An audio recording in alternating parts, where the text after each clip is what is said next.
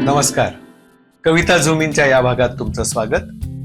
मी कविता झुमींच्या अगदी पहिल्या एपिसोडमध्ये असा उल्लेख केला होता की कविता लिहिणाऱ्यांनी, कविता लिहू इच्छिणाऱ्यांनी चांगली पुस्तकं वाचली पाहिजेत, कथा, कादंबऱ्या, कविता संग्रह वाचले पाहिजेत, चांगले सिनेमे बघायला हवेत, चांगली नाटकं बघायला हवीत, उत्तम वक्त्यांची भाषणं ऐकायला हवीत.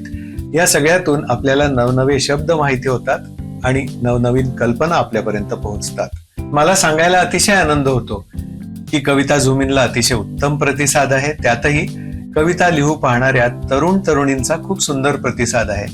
कविता झुमीन बघून त्यांना अनेक प्रश्न पडतायत, कमेंट्स मधनं ते विचारतायत आणि मी माझ्या परीने त्यांना उत्तर द्यायचा नक्कीच प्रयत्न करतोय. त्यातून मला असं लक्षात आलंय की अनेक जणांना अनेक महत्वाच्या कवींची नावं माहिती नाही आहेत आणि त्यांच्या कविता तर नाहीच आहेत त्यांनी वाचलेल्या. त्यामुळे आजच्या एपिसोडमध्ये मी अशा काही कवींची नावं सांगणार आहे ज्यांच्या कविता तुम्ही वाचायला हव्यात, त्यांची पुस्तकं तुम्ही मिळवायला हवीत. काही कवींची नावं सांगतो, लिहून घ्या. शांता शेळके, वसंत बापट, विंदा करंदीकर, कुसुमाग्रज, आरती प्रभू, ग्रेस, इंदिरा संत,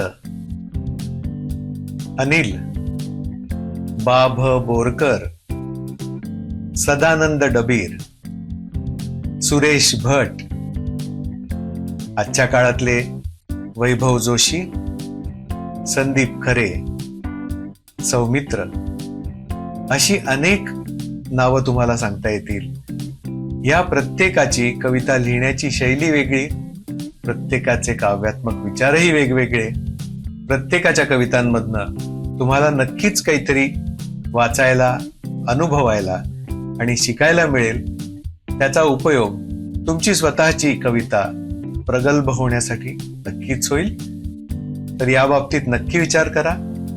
ही नावं एपिसोड थोडा थोडा स्टॉप करून वाटलं तर लिहून काढा आणि या सगळ्यांचं निदान एक एक पुस्तक जरी आणून तुम्ही वाचलत सुरुवातीला तरी तुम्हाला अतिशय मजा येईल आणि अनेक गोष्टी शिकता येतील.